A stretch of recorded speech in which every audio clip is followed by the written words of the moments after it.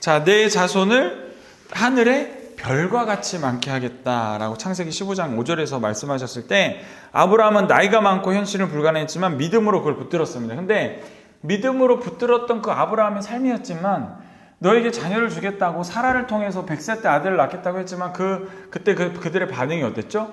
웃었죠. 그래서 그 아들의 이름이 이삭이죠. 웃었다라는 뜻으로. 하나님께 그 말씀을 붙잡고 살았지만 아브라함이 그 말씀을 붙잡은 약속대로 계속 그 약속을 믿는 사람처럼 살지는 못했다라는 겁니다. 왜냐하면 그가 중간에 했던 여러 가지 일들을 볼 때 이 사람이 과연 이 행동이 약속을 붙잡고 사는 사람이 맞는가라고 보여줄 만한 행동이 몇 번 있었어요. 가장 크게는 그 하나님의 자녀를 낳겠다라고 하나님께 언약을 받은 자신의 아내를 누이라고 말해버리는 위험 앞에서 그런 일이 있었죠. 하나님의 약속을 믿고 붙잡았다면 그렇지 않았을 거예요. 그러나 아브라함은 그 약속을 잘 믿고 붙잡고 그런 것들을 회개하는 역사도 하나님께서 있게 하심으로 믿음의 사람을 하나님이 이끌어갔던 거지, 아브라함이라고 해서 우리처럼 그런 어려움들과 힘든 일을 겪지 않았던 것이 아니다라는 겁니다. 그 가운데서 또 약속을 지키고 붙잡았던 그 아브라함이었기에 믿음의 조상이 되었다라는 것이죠. 그가 어떠함이 아니라 잘 우리가 생각해야 될 건 하나님께서 그러한 삶으로 계속 이끌어 가셨다는 거예요. 왜냐하면 그가 자기 아내를 두고 누이다라고 이야기했을 때, 그러고서는 아내가 그 아비멜렉이라는 왕에게 끌려가서 있는데, 네? 그 밤에 하나님께서 그 아비멜렉 왕 꿈에 나타나시죠. 네가 어찌하여 하나님의 사람에게 이런 일을 하느냐라고 하나님께서 하신 일이에요. 아브라함의 믿음이 어떠했겠어요? 오히려 아브라함은 믿음을 저버렸죠. 그 주님의 자녀를 낳게 해준다는 100세의 약속을 받은 사라를 누이를 하고 뺏기게 했으니까. 그러나 하나님께서는 그 아비멜렉의 밤에 꿈에 나타나셔서 네가 지금 하나님의 사람에게 어찌 이렇게 하느냐, 그 아내를 돌려보내라 라고 해서 아비멜렉이 와서 아브라함을 오히려 꾸짖죠. 네가 하나님의 사람이면서 나를 지금 어떻게 하려고 나한테 이런 일을 하느냐, 당장 아내를 데려가라, 그리고 네 필요한 것도 말해라, 다 주겠다, 이렇게까지 얘기를 하는 것이 바로 아브라함의 삶이었습니다. 그는 약속을 계속 붙잡고 살았던 사람입니다. 자기의 어떠함 때문에 그 약속을 놓는 그런 약함과 부족함이 있었지만 결국 하나님께서 그 약속을 신뢰하게 만들었어요. 자, 그는 그 믿음을 보시고 그를 의로 여기셨다라고 창세기 15장 6절에 또 이야기하십니다. 환경이 아니라 하나님의 약속을 바라보고 신뢰하는 삶으로 살았다는 거예요. 자, 또 다윗은 어땠습니까? 다윗이 죄를 지었을 때 밧세바 사건 있죠? 우리아 아내 밧세바를 취하기 위해 우리아를 전장에 최전선으로 내보내서 죽게 만들고 그 아내 밧세바를 취했던 사건. 아버지 앞에 있는 자녀입니다라는 심정으로 회개했던 그 시간, 하나님의 약속을 신뢰하고 살았던 사람. 그러나 그의 약함과 당한 상황과 어려움 앞에서 또는 욕망 앞에서 무너졌던 그의 모습이 있습니다. 그렇지만 하나님의 약속을 믿고 따르고 붙잡고 살았던 것이고, 그 약속은 다윗에게는 하나님의 사랑이었어요. 하나님의 예배를 붙잡고 살았던 사람입니다. 시편 51편을 통해서 이야기하죠. 웃을초로 나를 씻기시고 라고 시작하는 그 51편. 하나님은 다윗을 죄인 취급으로 버리지 않으시고 여전히 언약을 지켜주시는 언약 백성으로 그때 하나님께서 또 주시는 선지자들의 말씀과 그 은혜들로 그 삶을 계속 이어나갔습니다. 이 약속을 붙잡는 삶이라는 것은 여기까지 듣고 얘기해 보면 여러분 정말 치열한 삶입니다. 믿음이 커서 내가 마치 믿음의 무슨 신앙의 거인처럼 돼서 그 약속을 꼭 붙잡고 든든히 살아가는 사람의 모습이 아니라, 우리의 환경을 힘들고 어렵지만 약속을 놓지 않았던 이 인물들을 보며 그 인물들이 당했던 그 은혜와 주께서 또 해결해 주신 일들과 그때 내가 하나님 앞에 무너졌지만 약속을 붙잡지 못하는 행동을 가졌지만 하나님께서는 여러 가지 일들로 통해서 우리가 그 약속을 붙잡게 하시는 일을 역사하심으로 우리가 약속받은 자로서 살게끔 살게 하시는 주님의 은혜가 강권하여 임하는 사람들이 되시길 예수님으로 축복합니다.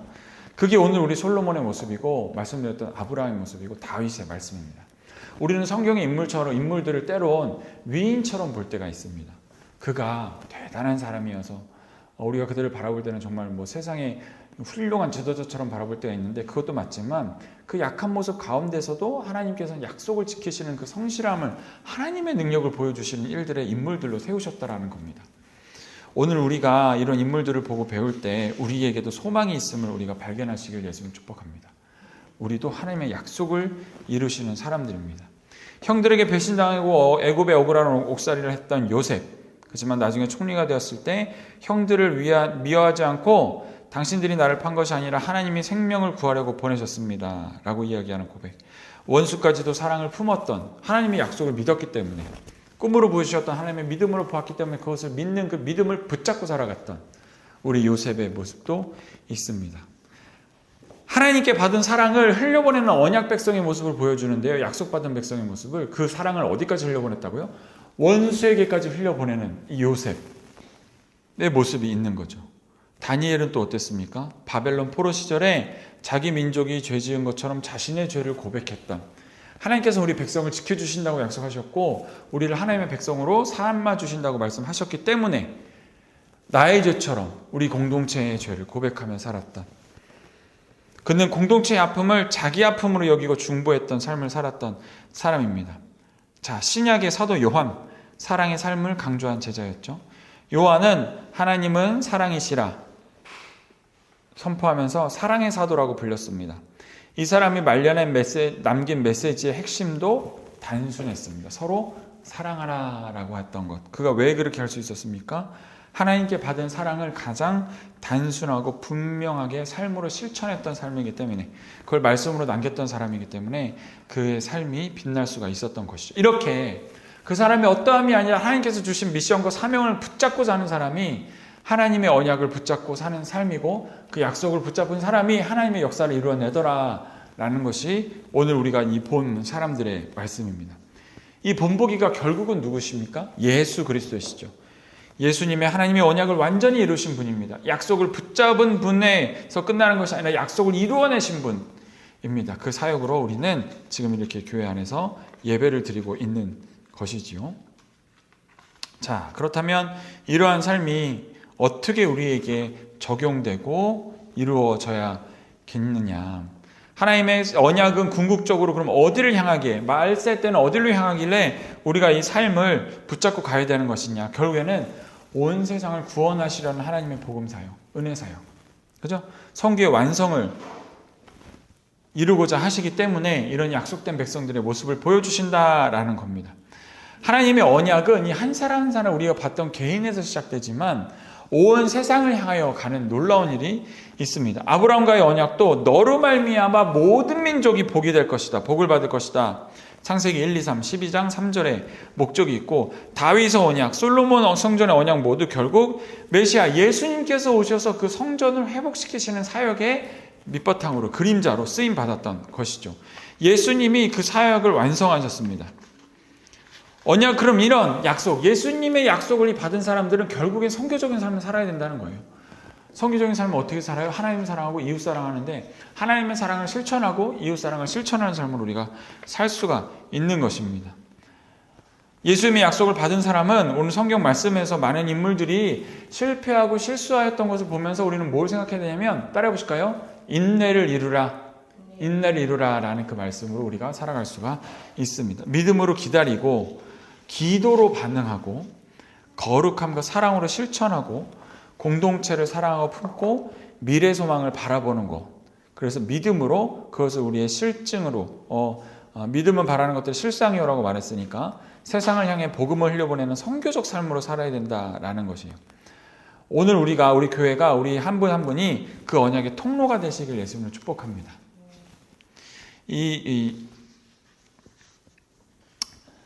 우리는 하나님의 약속을 이루는 사람들입니다. 아멘이십니까? 하나님의 약속을 이루는 사람이에요. 그분 우리를 죄인 취급하지 않으시고 자녀 삼아 주셨고 우리와 언약을 맺으신 하나님이에요. 그러므로 오늘도 우리는 그 약속을 붙잡고 살아야 된다. 이 언약 백성이라는 것이 여러 가지 의미가 있는데, 가장 큰 의미는 하나님과 관계를 맺은 사람이 됐다는 거예요. 우리는 이제 하나님과 상관없는 사람이 아니라 하나님과 관계 있는, 상관 있는 사람이 되어버렸어요. 그래서 우리는 하나님의 능력대로 하나님의 힘을 입고 살아가는데, 이것이 하나님의 능력대로 살아가는 그 삶이라는 거예요. 우리가 언약 백성이라는 것은 단순히 하나님께 메인 존재라는 뜻이 아닙니다.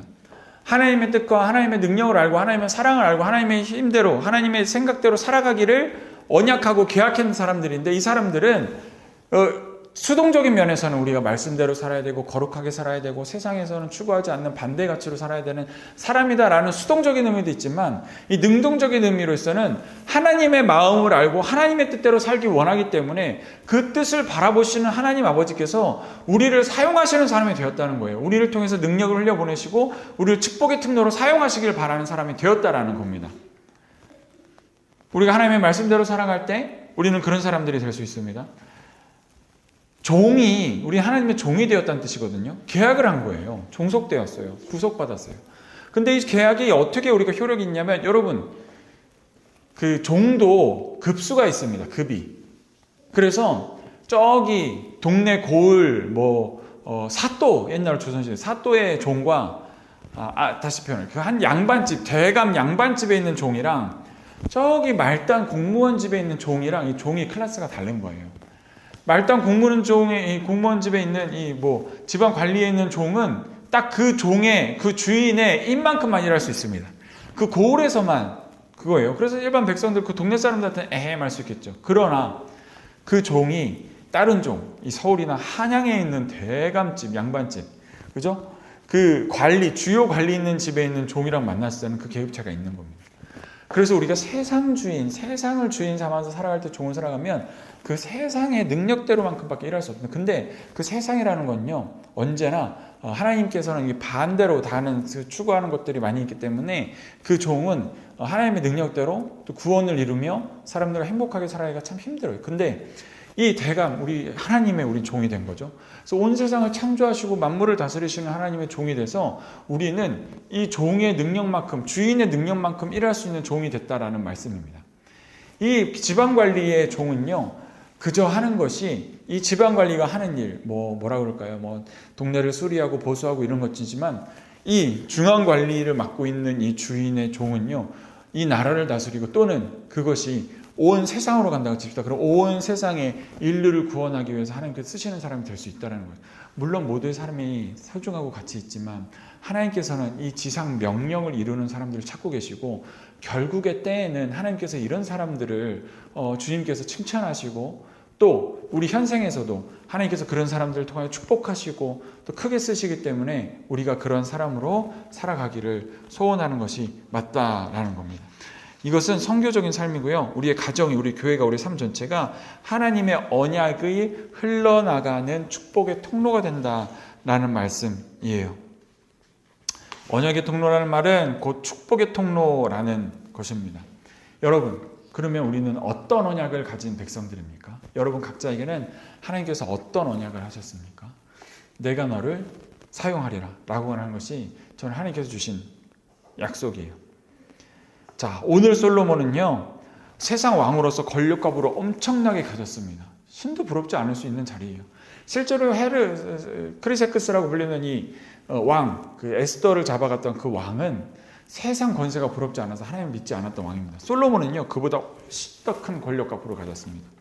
하나님도 부럽지 않은 왕이었어요. 그런데 이가 무릎 꿇고 손을 들어 기도하는 장면이 오늘 우리가 보는 장면입니다. 무릎 꿇고 손을 들어 기도하는데 내가 이걸 다 이뤘습니다. 주님께 영광 돌립니다가 아니라 주님의 약속을 꼭 이루어 주십시오. 다윗 아버지께서 하신 이 이스라엘 백성에 축복하신다는 약속 꼭 이루어 주십시오. 그 약속을 제가 지금까지 기억하고 있습니다. 주님, 그 약속대로 이루어 주셔야 됩니다. 주님의 복 우리에게 주셔야 됩니다. 라고 인생을 하고 있는 거예요. 진정한 힘은 내 힘으로 무릎을 펴고 일어나서 세상을 물리치는 것이 아니라 하나님 앞에 무릎 꿇고 앉아서 하나님의 언약을 이루어달라고 기도하는 것이 가장 큰 것입니다. 굉장히 역설적이죠. 우리가 세상을 이기는 힘은 내가 마치 내 힘으로 내 주먹으로 세상을 이겨야 되는 것 같지만 솔로몬 왕이 보여준, 세상 권력자가 보여준 오늘의 세상을 이기는 방법은 무릎 꿇고 하나님 앞에 겸손히 기도한 것입니다. 그리고 하나님, 내 욕심과 내 욕망을 이루기 위해서 이런 기도를 합니다. 들어주세요가 아니라 하나님께서 하셨던 그 약속을 우리 백성에게 이루어 주십시오라고 하는 것이 그의 기도 제목이라는 겁니다. 하나님 먼저 찬송합니다. 주와 같이 하늘의 땅에 신이 없나이다. 주께서는 언약을 지키시는 분이십니다. 라고 주님의 공의를 선포하고 다윗과 맺은 언약, 후손이 끊이지 아니라는 약속을 붙들고 솔로몬 성전이 건축이 바로 그 언약의 성취임을 고백하는 순간입니다. 그 언약을 붙잡습니다. 이제 다윗에게 하신 하나님의 말씀을 지켜 주시옵소서. 내 업적이 아니라 하나님 말씀에 근거해서 기도를 하는 거예요. 우리의 기도는 나의 공로나 자격이 아니라 하나님의 약속을 근거로 드리는 것이죠. 이 성전이 얼마나 화려했냐면 그 안에 쌓았던 다윗 왕 때에 이 솔로몬의 성전을 짓기 위해서 온 백성들이 모았던 은과 금의 양이 엄청난데요. 그걸 돈으로 따지면 9조 원어치의 은과 금이 모였다고 합니다. 그것이 모여서 주님의 성전이 된 거예요. 이걸 다 만들어 놓고 우와 멋있다, 진짜 뿌듯하다, 내가 했다, 내가 세웠다, 내가 세운 건물이다, 이게 아니라 하나님께서 이 언약을 이루어 주셨습니다. 이것을 보면서 솔로몬은 생각한 거예요. 우와, 이 큰 재물과 큰 능력이 하나님의 손에서 나타났으니 하나님께서 하신 언약, 그거는 얼마나 큰 것일까, 그것을 좀 이루어 주십시오라고 그것을 바라보았던 솔로몬의 모습입니다. 하나님의 약속을 신뢰했던 솔로몬의 모습이 있는 거죠. 먼저 하나님 앞에 무릎 꿇는 삶이 이 세상을 이기는 권세의 시작이었고, 하나님의 약속을 붙잡는 기도가 하나님의 약속을 이루는 일이었고, 또 공동체를 위하여 솔로몬은 자기만을 위해 기도하지 않았고 우리의 기도가 가정, 교회, 민족을 품는 그 기도가 되었습니다. 언약의 하나님께 무릎 꿇어 하나님 내 것을 주세요, 이걸 이루어주세요가 아니라 하나님께서 나에게 약속하신 그 언약을 이루어주시옵소서라고 하는 것이 우리의 삶이 가장 빛나는 순간으로 인도함 받을 수 있다라는 겁니다. 언약을 이루시는 하나님, 또 우리의 언약 맺으신 하나님, 죄인 취급이 아니라 자녀를 삼아주신 하나님의 은혜를 우리가 가지고 있습니다. 우리의 정체성은 날마다 꾸지람 받아야 되는 죄인의 모습이 아니라 하나님의 자녀의 정체성을 회복해야 된다는 거예요. 근데 지금 이 기존 교회, 기성교회의 잘못된 신학은 자꾸 성도를 죄인으로 만들어요. 성도를 죄인으로 만들어서 교회에 자꾸 눌러앉게 만듭니다. 그게 맞지 않다는 거예요. 하나님 자녀로서, 사랑받는 자녀로서의 정체성을 회복시켜야 되는 게 맞습니다. 자, 우리를 너무 사랑하시는 하나님께서 우리를 행복하게 살기 원하시고 그 행복감을 누리기 위해서 교회를 만드셨고, 그 교회 안에서 주님의 말씀을 일어나야 내가 날마다 살아나고 행복해지는 것, 이것이 주님께서 원하시는 것이죠. 하나님께서 우리에게 언약하여 주신 것입니다. 내가 너를 구원하리라, 내가 너를 사용하리라 하신 말씀이 그거죠. 그렇게 사랑하시고도 우리를 사랑하기를 원하시는 하나님, 우리가 그렇게 사랑을 나누기를 원하시는 하나님, 그 사랑은요 우리가 가정, 교회, 사회에서 흘려보내야 되는 사랑입니다. 우리의 삶을 적용할 때 약속은 신뢰하는 삶으로 사시길 예수님으로 축복합니다. 또 우리의 자녀다운 정체성을 회복하시길 예수님으로 축복합니다. 주님의 약속을 이루시는 우리의 삶이라는 것은 주님의 약속을 이루시는 우리의 가정, 주님의 약속을 이루시는 우리의 자녀, 주님의 약속을 이루시는 우리의 사업체, 이게 되는 거예요. 주님의 약속을 이루시는 우리의 모든 사회의 일이 되는 겁니다. 주님께서는 특별히 저의 사업을 통해서 하나님의 약속을 이루시는데 하나님께서 살리길 원하시는, 세우길 원하시는 사람들 참 많이 만나게 하십니다. 지난주에도 그 마케팅 코칭, 청년사관학교에 관련돼서 코칭을 4분을 진행을 했는데 그분들이 너무 그 막힌 담과 같은 현실에서 또 답을 찾아가시는 걸 보면서 제가 너무 감사함을 크게 느낍니다. 그런 사랑을 흘려보내는 저의 관심과 상, 그분들께도 항상 얘기해요. 제가 우리 대표님을 위해서 기도합니다 라고 이야기를 하죠. 그 사랑으로 기도합니다라고 이야기를 합니다. 자, 언약을 이루시는 하나님을 신뢰하는 삶으로 살아가실 예수 이름으로 축복합니다. 자녀의 정체성을 잘 회복하시고 언약 뺏으면서 사랑을 받고 사랑하는 실천하는 삶으로 나아가시고 언약을 기억하며 공동체로 살아가는 저와 여러분 되시기를 예수님의 이름으로 간절히 소원합니다. 아멘. 우리 같이 기도하겠습니다.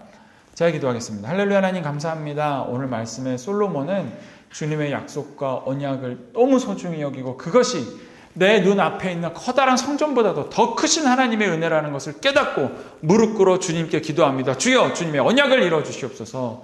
주님의 약속을 이루어 주시옵소서. 그것이 내가 가진 권력과 힘보다 더 큰 줄 내가 압니다. 하나님 아버지, 주님의 약속을 우리 가운데 이루어 주시옵소서. 그런 복을 내려 주시옵소서 라고 기도하였던 그 기도가 오늘 우리의 기도가 되게 하여 주셔서 우리가 가지고 있던 어떠한 큰 지위나 명예와 어떤 성공보다도 주님의 약속이 이루어졌을 때 이 세상을 이기는 믿음의 성취가 됨을 우리가 알며 깨달으며 나아가는 우리들 될 수 있도록 은혜의 축복 더하여 주시옵소서. 우리의 마음이 세상의 성공을 바라보는 것이 아니라 주님의 약속이 이루어지는 삶이 되기를 우리가 기도하며 나아가는 하루하루 될 수 있도록 우리의 마음 가운데 크게 역사해 주시옵소서. 감사드리며 축복하며 예수님 이름으로 기도드립니다. 아멘.